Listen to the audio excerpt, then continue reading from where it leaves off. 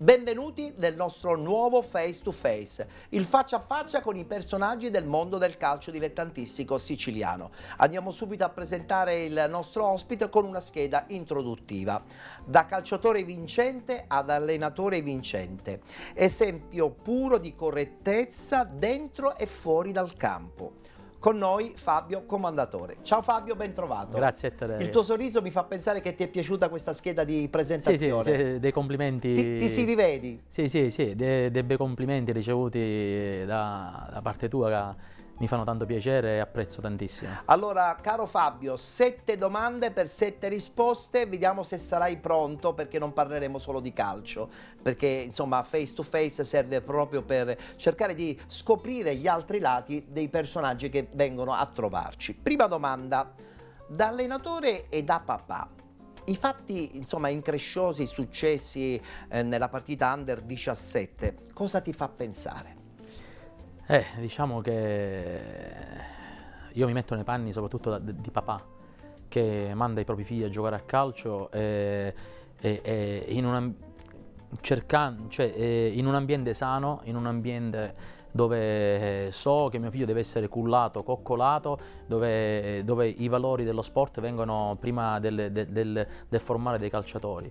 Secondo me, da genitore, credo che sia una grande sconfitta da parte di tutto il sistema, perché vuol dire che c'è qualcosa che non sta funzionando e c'è qualcosa che a livello umano, mi metto anche in primis io come istruttore, sì, o come allenatore, non riusciamo a trasmettere ai giovani di oggi. Quindi parte da là la prima forma di educazione che bisogna dare al giocatore, all'atleta, che prima è giustamente un ragazzo e poi dopo giustamente anche uno sportivo. Io credo che le grandi colpe ce le dobbiamo assumere anche noi istruttori o allenatori, perché vuol dire che se un ragazzo reagisce portando ad una rissa e creando dei problemi importanti, credo che le prime sconfitte non sono dei ragazzi, ma la sconfitta reale è dell'istruttore, della società, di tutti coloro che sono attorno al contesto squadra.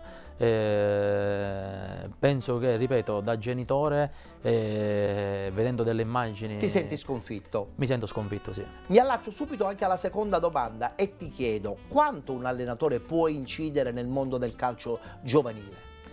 Ma diciamo che nel mondo del calcio giovanile l'allenatore incide tantissimo nei confronti dei giovani. Credo che l'allenatore è un punto di riferimento nei confronti dei ragazzi. Soprattutto nella parte adolescenziale. Sì, nella no? parte adolescenziale, dove secondo me è il periodo un po' più difficile.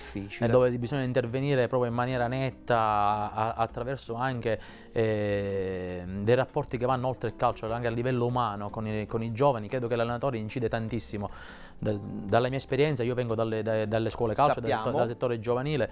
Io penso che prima di tutto nei confronti dei ragazzi bisogna essere degli amici e non illuderli che il calcio per forza porti a diventare calciatori. Però è anche vero che bisogna sempre stabilire dei paletti dove tu hai il ruolo da allenatore e loro il ruolo di giocatori. Certo, questo è importante, soprattutto anche a livello comunicativo, devi trasmettere ai ragazzi, fargli capire che io sono un tuo amico, ma allo stesso tempo io sono il tuo allenatore. Certo. Nel calcio giovanile credo che sia importante, alcune volte i ragazzi non si confidano con i genitori, ma si confidano più con il mister, con l'istruttore nei vari problemi che hanno, o a scuola o fuori dal campo o anche dentro il campo con qualche compagno di squadra.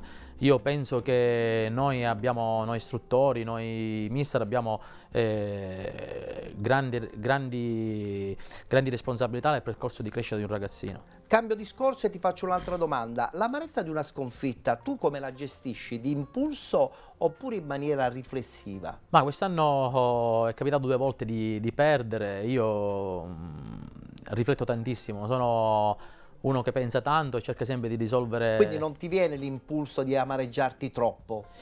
No, cerco sempre di trovare le soluzioni e il perché delle sconfitte, perché alla fine una sconfitta ti porta a trovare le soluzioni, ti porta a vedere dove possibilmente hai sbagliato, tra virgolette, se hai fatto delle scelte giuste e delle scelte sbagliate, perché quando c'è una sconfitta, naturalmente il primo responsabile è l'allenatore, però credo che la sconfitta proviene magari attraverso una gestione della squadra sbagliata, un momento magari di flessione, un momento in cui la squadra non ti sta seguendo. Dunque credo che lì sono degli spunti dove tu come allenatore devi cogliere subito al volo senza farti prendere dalla disperazione, ma trovare sempre il lato positivo. Quindi la riflessione è fondamentale dopo una sconfitta, mai agire d'impulso. Secondo me sì. Assolutamente. Senti, ma Fabio, quanto ti è rimasto nel tuo bagagliaio tecnico essere stato un giocatore professionista? Ma io, ripeto, ho avuto la fortuna di fare l'esordio in Serie C, che ero giovanissimo, avevo quasi 16 anni. Da lì in poi ho fatto una discreta carriera da calciatore professionista, semiprofessionista, ho smesso a 30 anni di giocare. Relativamente giovane. Dopo la quarta volta che mi sono rotto il crociato, giustamente, ho detto basta, però devo dire che è stato il calcio professionistico, mi ha insegnato tantissimo e soprattutto ho incontrato, credo nel percorso della mia carriera, ho incontrato dei veri professionisti e delle persone che a livello umano soprattutto mi hanno trasmesso la cultura del lavoro e la cultura che nessuno ti regala niente. Insomma, ti è rimasto tanto. Sì, che tantissimo. adesso metti in pratica anche nella tua attività da allenatore, no? Sì, infatti quest'anno con i ragazzi, quando noi è capitato spesso di vincere, i ragazzi mi dicevano sempre: mister, ma tu a fine partita non sorridi mai? E io ho detto: guarda, io voglio sorridere a fine anno. Giusto. Senti, esistono ancora delle bandiere oppure è soltanto una nostra fantasia, è soltanto una nostra voglia di avere ancora tanta nostalgia?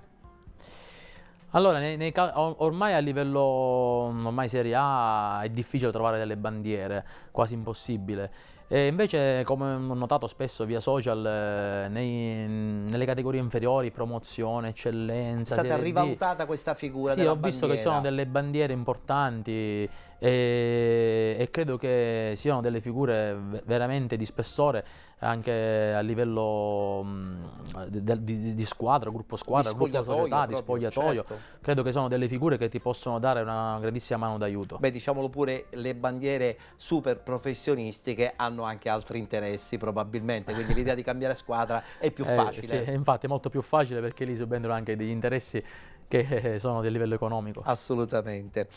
Allora, nello scaffale della tua vita sportiva, cos'è che metti davanti a tutto? Nella mia vita sportiva quello che metto davanti a tutto è la dignità. Che i miei giocatori o i miei ex compagni di squadra si devono ricordare di me come una persona per bene. Quello lo metto al primo posto. Poi per il resto viene il calciatore. Ma ripeto, come vita sportiva io spero che i ragazzi con cui sono stato, i miei ex compagni di squadra, si ricordano di te come una persona per che bene. ha una dignità e un valore umano importante. Sì. Voglio chiudere questo face to face con una domanda diretta. Fabio, fuori dal campo, tu come ti dipingi? Allora, fuori dal campo... Fuori dal campo, perché dentro il campo lo possiamo immaginare. Fuori dal campo mi dipingo una persona disponibile, pronta ad aiutare gli altri. Sembrano delle frasi scontate, ma in realtà sono così.